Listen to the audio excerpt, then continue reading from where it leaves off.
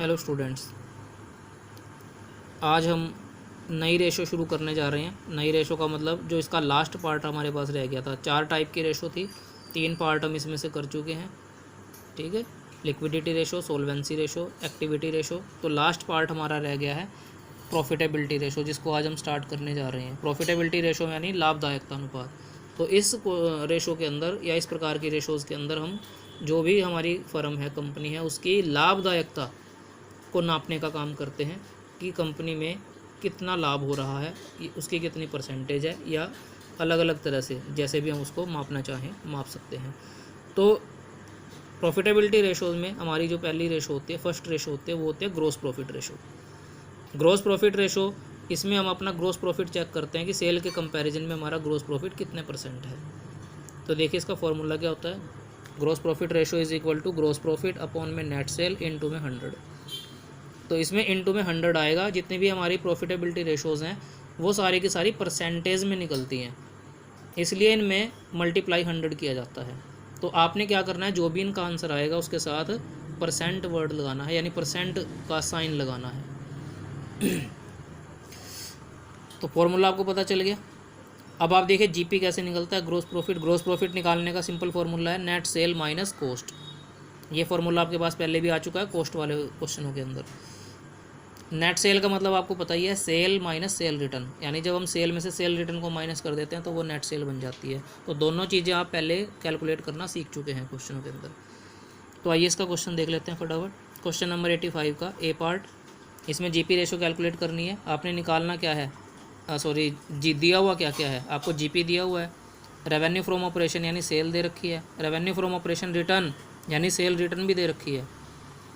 तो हम सबसे पहले नेट सेल निकालेंगे, क्योंकि क्वेश्चन के अंदर नेट सेल वर्ड यूज़ हो रहा है।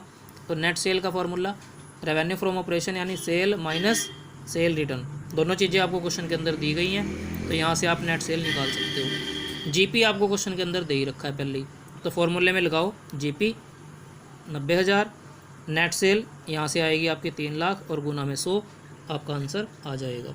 बड़ा आसान क्वेश्चन था, कुछ भी करने की इसमें ज़्यादा ज़रूरत नहीं थी। इसके बाद 85 का बी पार्ट आप खुद सोल्व करेंगे। इसमें आपने 2 साल की रेशो निकालनी है, ये ध्यान रखना। आपको 2 साल की फिगर दे रखी होंगी, 2 साल का जीपी दे रखा है, 2 साल की सेल दे रखी है। तो आपने अलग अलग निकालने दोनों साल की रेशो। जिस साल का आप जीपी लोगे अपॉन में नेट सेल भी उसी साल की रखनी है, ये चीज़ का ध्यान रखना है। बड़ा आसान क्वेश्चन है, आप खुद सोल्व कर सकते हैं। इसके बाद क्वेश्चन नंबर 86 का ए पार्ट देखो। अब यहाँ से थोड़े डिफ़िकल्ट क्वेश्चन शुरू हो जाते हैं।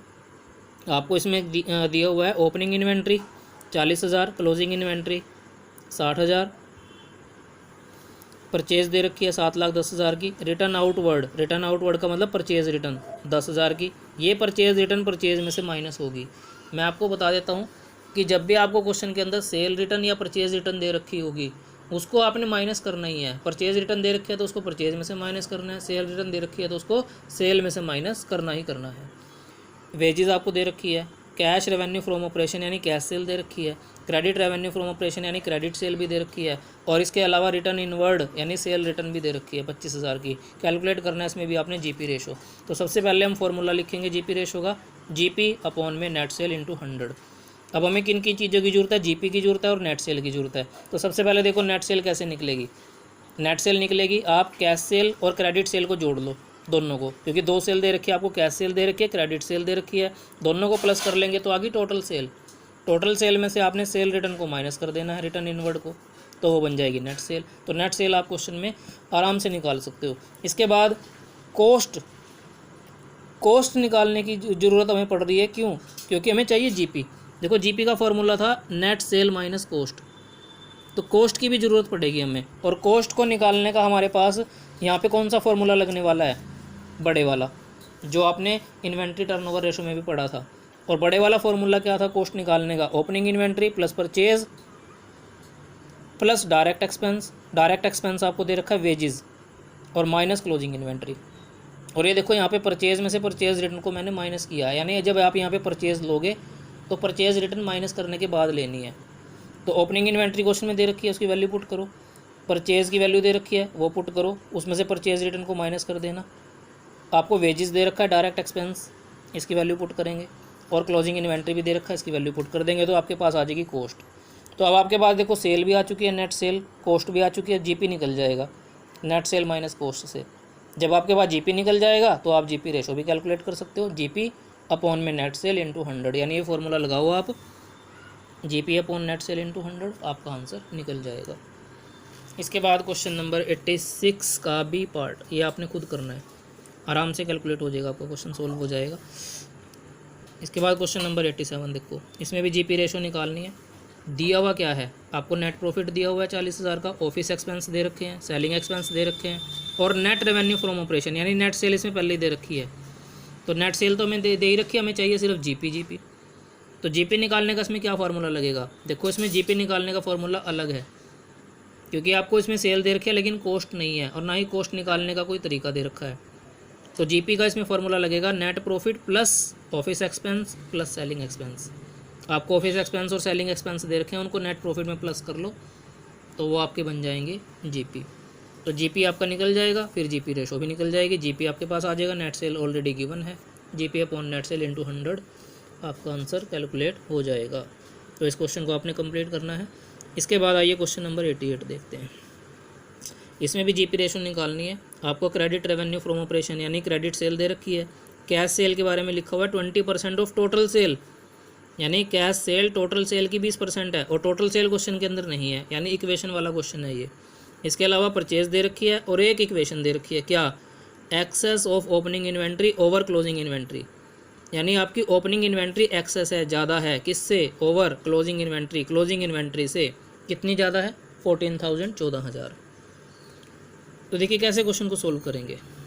सबसे पहले इस इक्वेशन को सोल्व करते हैं जो हमें दे रखी है कि हमारी कैश सेल टोटल सेल की 20% है। टोटल सेल क्वेश्चन के अंदर नहीं दी हुई है, तो हम क्या करेंगे, टोटल सेल को मान लेंगे 100। तो लेट टोटल सेल 100। अब आप कैश सेल निकाल सकते हो, टोटल सेल का 20%, 100 का 20% कितना आएगा, 20 ही आएगा। यहाँ से आप इक्वेशन बनाओगे क्रेडिट सेल की, और क्रेडिट सेल की इक्वेशन क्या बनेगी, total sale minus cash cell. अगर हम टोटल सेल में से कैश सेल माइनस कर देते हैं तो वो बन जाती है क्रेडिट सेल। तो टोटल सेल है 100, क्रेडिट सेल 20 है, तो 100 माइनस 20, क्रेडिट सेल आपकी आ जाएगी 80।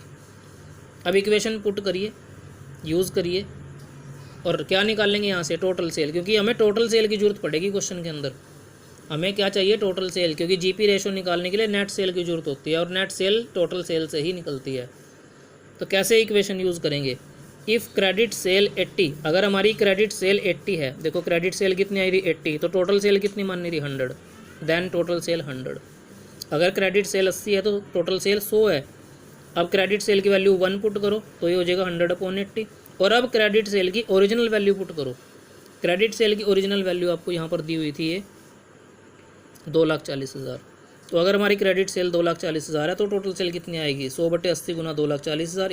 इक्वेशन को सोल्व करो तो यहाँ से आपकी टोटल सेल आ गई 3 लाख, यानी आपके पास टोटल सेल आ चुकी है। अगर क्वेश्चन के अंदर सेल रिटर्न दे रखी है, उसे टोटल सेल में से माइनस कर देना तो नेट सेल बन जाएगी। अगर क्वेश्चन के अंदर सेल रिटर्न नहीं है तो ये टोटल सेल ही आपकी नेट सेल मानी जाएगी। ये चीज़ आपने ध्यान रखनी है। तो नेट सेल आपके पास आ चुकी है क्योंकि सेल रिटर्न नहीं थी क्वेश्चन में, तो इसी को नेट सेल मान लेंगे। अब दूसरी चीज़ हमें चाहिए कोस्ट। कोस्ट का फिर मैं वही बड़े वाला फॉर्मूला लगा रहा हूँ, opening inventory plus purchase plus direct expense minus closing inventory. अब देखो परचेज़ की वैल्यू तो आपको दे रखी है क्वेश्चन में 2,20,000, परचेज़ की वैल्यू तो 2,20,000 मैंने पुट कर दी, लेकिन ये इक्वेशन दे रखी है ओपनिंग इन्वेंट्री हमारी एक्सेस है, ज़्यादा है क्लोजिंग इन्वेंट्री से। तो इस इक्वेशन को इसमें कैसे पुट करेंगे, इसको ध्यान से सुने आप, क्या तरीका होता है पुट करने का। जो इन्वेंट्री ज़्यादा है, क्वेश्चन में आपको बताया गया होगा कि जो इन्वेंट्री ज़्यादा है इस अमाउंट को आपने उस इन्वेंट्री की जगह पुट करना है। तो इसमें देखो आपको ओपनिंग इन्वेंट्री बोल रहा है कि एक्सेस है, ज़्यादा है, तो ये 14,000 ओपनिंग इन्वेंट्री की जगह आ जाएगा, ओपनिंग इन्वेंट्री की जगह 14,000। अगर क्लोजिंग ज़्यादा होती तो ये क्लोजिंग में चला जाता। तो आपको क्वेश्चन में दो ही चीज़ें दे रखी थी, ओपनिंग इन्वेंट्री का एक्सेस और परचेज। ना क्वेश्चन में डायरेक्ट एक्सपेंस है, 0 पुट कर दो, क्लोजिंग इन्वेंट्री भी नहीं है, 0 पुट कर दो। तो इन दोनों को प्लस करके ही आपकी कॉस्ट आ जाएगी 2,34,000। अब आपके पास कॉस्ट भी आ चुकी है, सेल भी आ चुकी है। अब जीपी निकाल लो, सेल माइनस कॉस्ट, जीपी आ जाएगा, फिर जीपी रेशो भी आ जाएगी, GP upon net cell into 100। तो इस क्वेश्चन को भी आपने कंप्लीट करना है। उम्मीद है ये क्वेश्चन आपको समझ में आ गए होंगे। धन्यवाद। जय श्री राम।